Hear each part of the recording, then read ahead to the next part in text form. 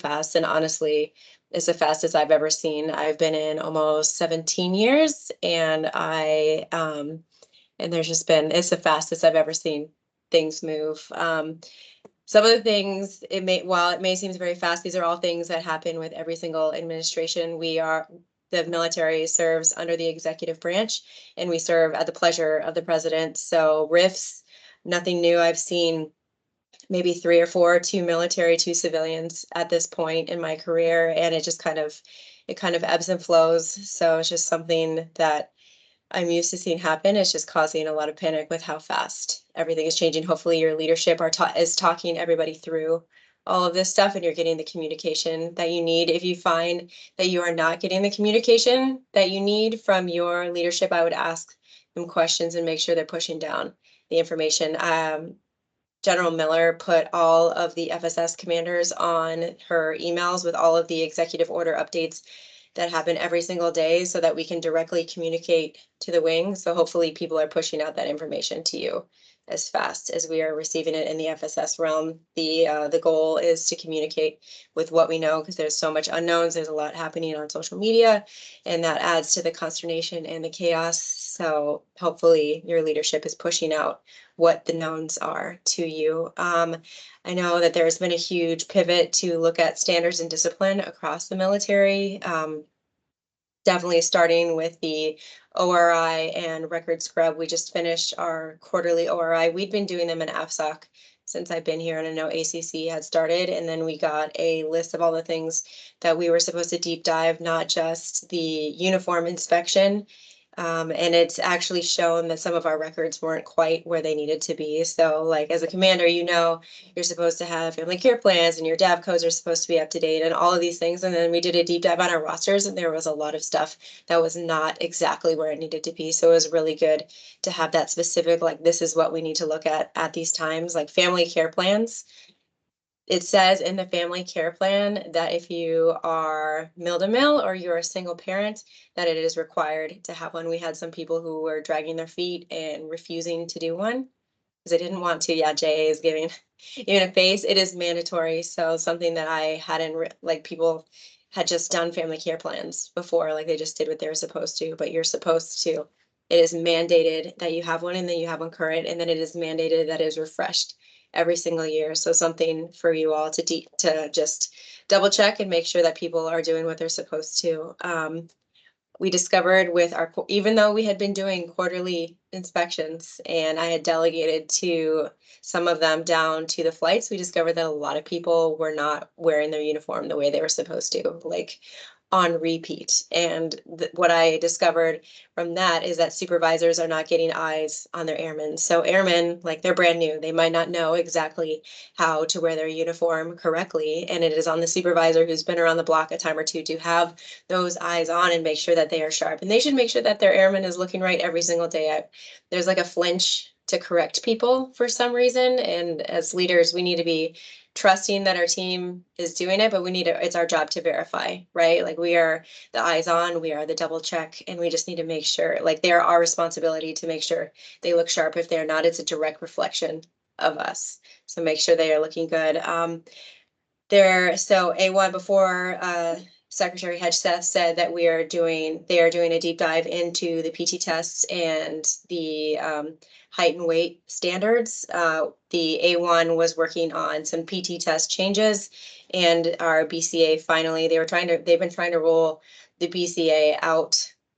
We're working on it since 2019, and then COVID happened, and then it's just been paused for a while as the system came back online. For those who have been in for a hot minute, we used to have the waist measurement on the PT test, and then it went away because some of the numbers just didn't make sense necessarily. Like, you could be a 6'5" person, 6'5" dude, but your waist would have to be kind of like this. So they were trying to have it make more sense with the BCA calculation, and it was all the way up to the Chief of Staff of the Air Force, and then it was paused as we are doing what the Secretary has requested and asked, and reflecting on our PT numbers and our waist measurements. So hopefully we'll get more clarification on that soon.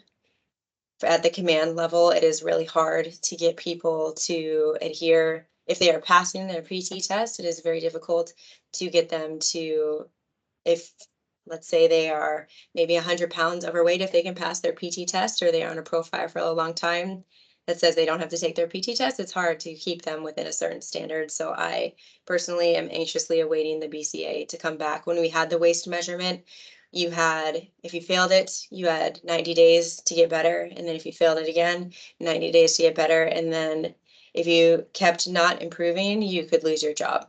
So hopefully that helps people pivot towards a healthier lifestyle, and they're getting ready. And we've had 2 years of this is coming, this is coming, this is coming. So hopefully people are actually paying attention, because I have a feeling that is going to come and is going to hit some people in the face pretty hard. So keep emphasizing that to your team. My whole time in this command has been like a refocus on back to basics, on the simple things, on are we adhering to our checklists? Are we doing the minimum things that we are required to do?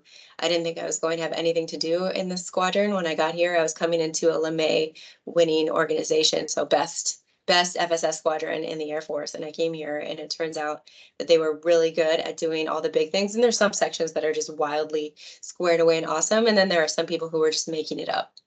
They were doing really well, making it up, no processes in place. And this blew up in our face during the UEI in our dining facility. 3 of the 6 wing critical write-ups came from our dining facility, because we were not adhering to the basic checklists that we needed to do. And it is just going to take, some people don't like that throttle back, but if we cannot do the minimum of what we are needing to be doing every day, like the big stuff, like what is the point of doing it if it is not repeatable by the next person? Like we're just kind of making it up willy-nilly. So definitely deep dive into that. And then we just went back to the dining facility. So that happened April of 2024, and we have a big safety inspection coming up, which when I took the seat, we went in and they completely failed as well. They got 7 months to get it better. And then we finally have our year retest to see if we're back up to standard. And the dining facility had gone back to the way that it was again. So it's just one of those things that leaders, you need to trust and verify that people are continuing to do what they need to do. Because I do believe that people are doing the best they can. They want to come to work. They want to do the best thing. But if you don't have someone rudder tapping, like which way they need to go, like people are just going, they might deviate. Some other thoughts, we need to be ready to deploy. This is with the ebb and flow. And one of the things that I've had challenges with as a commander with Secretary Mattis he said you need to, if you are non-deployable for a year, you're out. So this is 2019.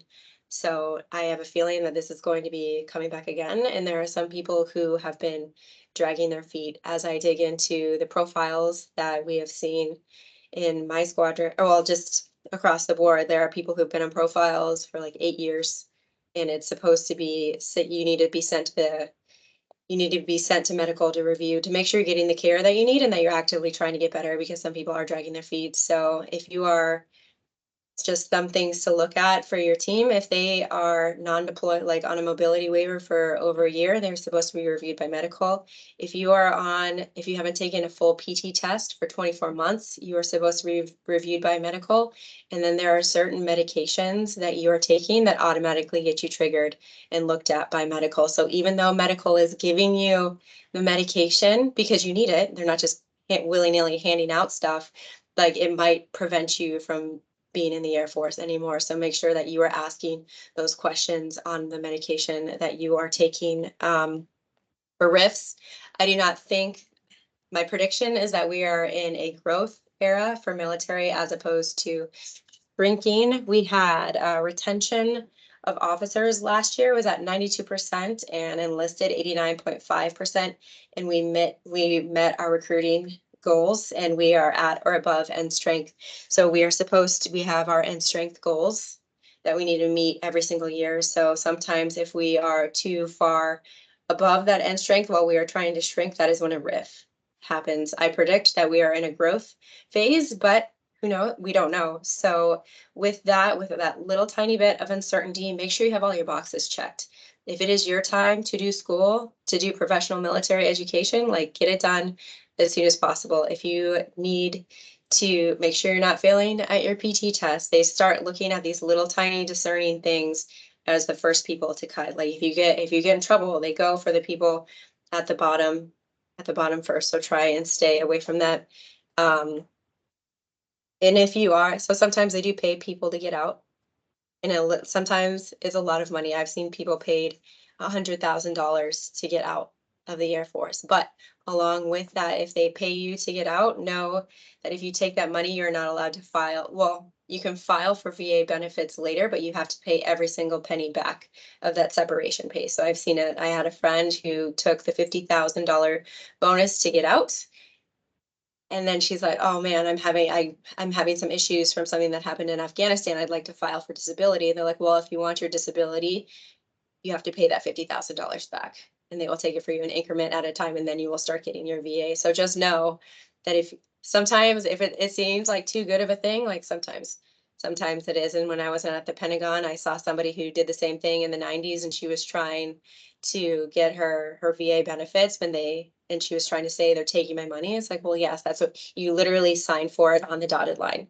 So just be wary of that as well. And then along the lines of, as they look at the bottom of the force, like on people, if you ever need to cut, don't be afraid to make the hard calls. If you are firing like if you are removing someone from a position because they just cannot do their job over and over and over again, make sure you document it. Don't soft fire anybody. Like make sure it's in their PIF, even if it's just on a record of individual counseling. Hey, you were removed from this position, and like put it in their PIF. Like just make sure that it is there, because you just don't know if it is going to come back in a way that you don't want it to. I have an example of someone who, not a great officer. He got fired from 3 different jobs. Like he wasn't, and they never wrote it in his evaluation. They're like, this guy is not great, moving from this job. And in this job for a few months, not in this job. In this job, gone. And he was in a position of facility manager as a CGO in the Air Force. Not great, right? They didn't tell him that he was being fired ever. They didn't tell him he was fired. They're like, "Oh, we have a new opportunity for you. We have a new opportunity for you." They're like, we need you to be the facility manager. They didn't tell him that feedback at all, and they didn't document it in his OPBs. And talking to my squadron commander at the time, they're like, "Oh, like we're not even going to put it on his PRF. We'll just put, like, he has very weak records. It'll filter out. We're not even going to do a do not promote. It's just going to be a promote, because twice he's going to be done. Like his records are that weak." Well, guess what? The second time around, they did not give him a do not promote. He didn't get in trouble, so they had no justification to give him a do not promote. And then it was 100% promotion to major unless you committed a crime. So that person who was not great at all, because nobody wrote down the feedback, got promoted along the way. So just make sure that you were doing that. And then if with airmen, so that's the extreme case for an officer, but there are ways that you can get people out of the Air Force if you need to. Like you don't have to allow someone to reenlist. Like if they are their first term, like you don't have to allow them, but just make sure you have the documentation. I had people come to my office and they're like, "Well, this person shouldn't reenlist." I was like, "Okay, I agree. Where's the paperwork?"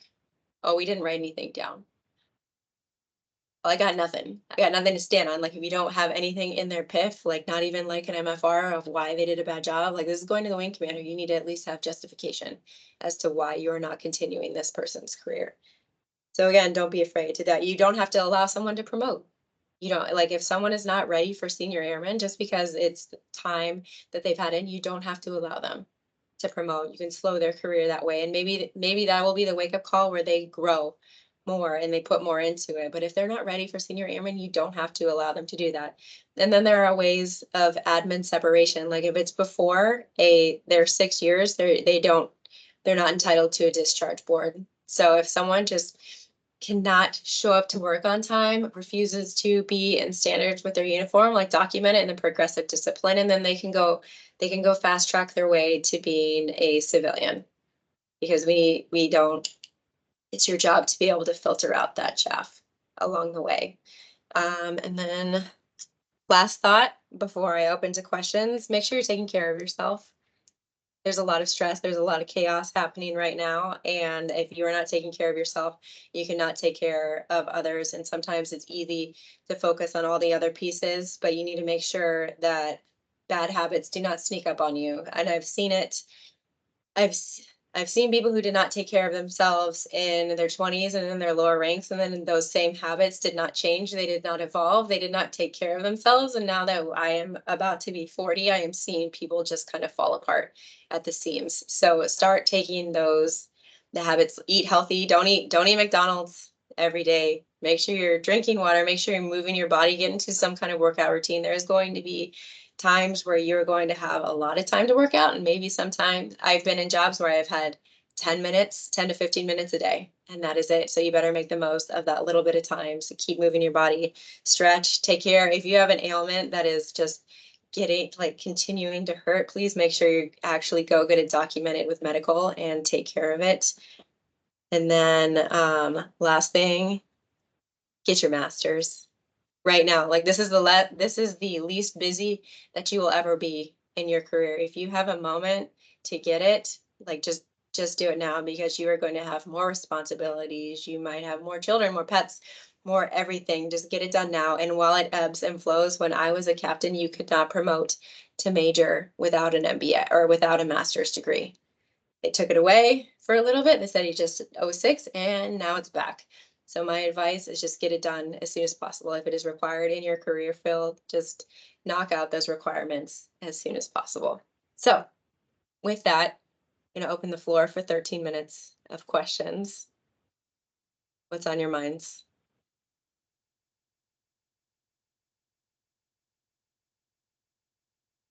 All right, Captain Lockwood, at F Mayo. Awesome. Hey, good morning, ma'am. Thanks Morning. for taking the time to chat with us. So you mentioned you've been in for a little while, and you've seen these rifts before. And when I first came in as an airman, it was around 2012. I remember some of the rifts happening, but I was too junior to really understand what was going on. So can you help us understand with right now with the civilian workforce leaving, and within our organization we've had a few people taking the resignation program and all that, but all of their workload has got to go somewhere. So in the past, how did you see that happening with, the civilians leaving, and then what's left for the military to take up, or how should we approach that in today's what's happening right now? That's that's a great question. I've been through a civilian RIF and a hiring freeze, and that is why I was in charge. I was a resource manager. I was in charge of Airmen and Family and the CDCs and youth programs, and I was supposed to be the MPF commander, and they just put me into civilian jobs. So that work, it doesn't necessarily go away. They put military into those positions, and then it's up to you to up channel to your leadership, like what is not going to get done, because there comes a point where you cannot do more with less. Like there has to be risk somewhere. Something is not going to get done because you cannot, while 12s, 14s are maintainable for a short period of time to close the gap, like you're going to burn people out. So you just have to figure out what cannot be done. And it has to be something like maybe your inspection program is going to be not so great for a while, or yeah, you just have to explain the risk to your boss. As long as you can clearly show like, hey, we're having problems with this, they can help you balance your workload accordingly, and at least explain the risk to their boss, because it's impossible to do all of it. So at one point in time, half of our military MNFRC was going to be cut because of probationary, right? And thankfully that's paused and we're giving people more time. But my boss was very clear. She's like, we will spell out, we will go down to congressional mandated programs only. And if we don't have enough people, like we are going to explain like what we're not doing. So that'll go up to the wing commander and be like, well, we are not doing these congressionally mandated programs because this, and this. Like we are trying our best, but we can't burn out the people that are remaining. Does that help? It's it's always chaos during these times. Yeah. Okay. What else?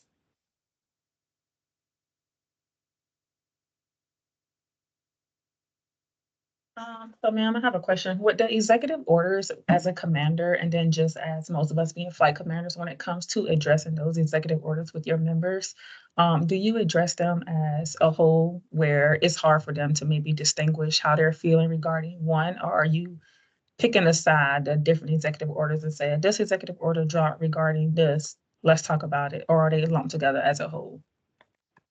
Well, I would say people are allowed to have their feelings about it, right? Like not we're not robots. People are allowed to feel some kind of way, but it's our job to make sure that we are implementing what is being asked of us. So like you can allow people to have their feeling, and then military are allowed to have their feelings different ways than civilians are allowed to have those feelings, right? So you got to make sure that it's professional and that people are not getting themselves in trouble. But it's good, like I explain it, like this is why we're here as leaders, like we bring calm to chaos, right? So I try to make sure that we are giving as much information. Like as soon as I have information, I send it out to my team.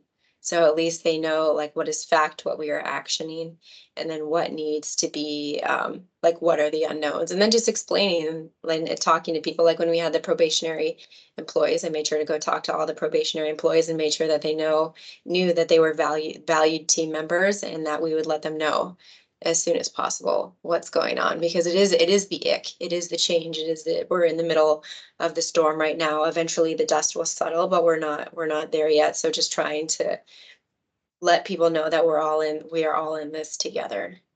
And in the ick, that's how I describe it. It's like you just don't know. Like I get my 75% of my squadron is civilian, right? There's a lot of stress, so I just do my best to get the word out as best as possible, knock out the taskers, and be able to explain like why your people are important and valuable as well. We've had a lot of those come up, like what happens if you lose these probationary employees, and just making sure that you have those numbers to explain instead of saying something like, oh my gosh, they're really great, they do so much work. Like explain like what programs they have with data behind it. And if you can't explain like what your people do with numbers, that's something to start working on as well, because numbers speak as opposed to like the feeling of how awesome somebody is.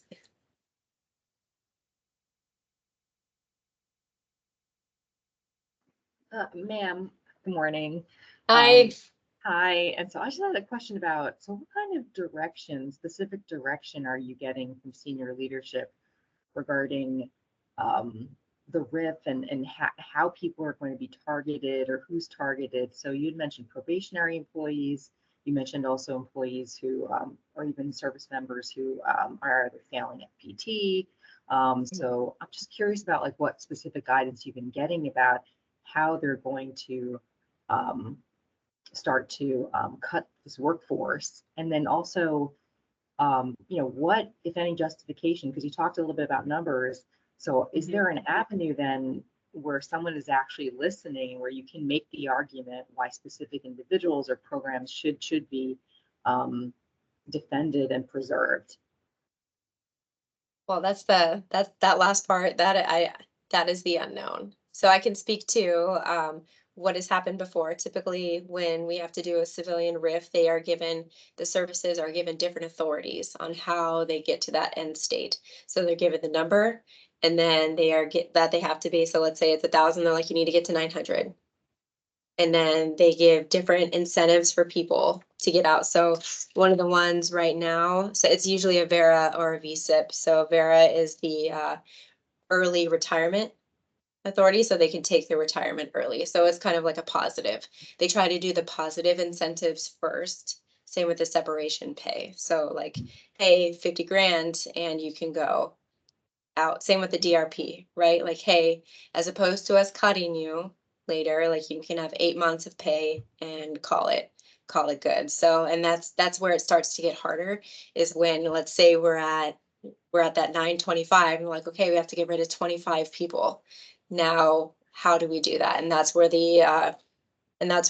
each branch will decide what they're looking for and how they cut it. So we don't, that's the unknown. I would probably expect another round of the DRP for people to take. We don't know the end state number, right? So maybe another round of that. And then I know that they are looking at potentially the Vera, but it all depends on how much we actually have to get rid of. So that none of that is known. And same with the like if they were to do a RIF for military, which I think we're in a state of growth.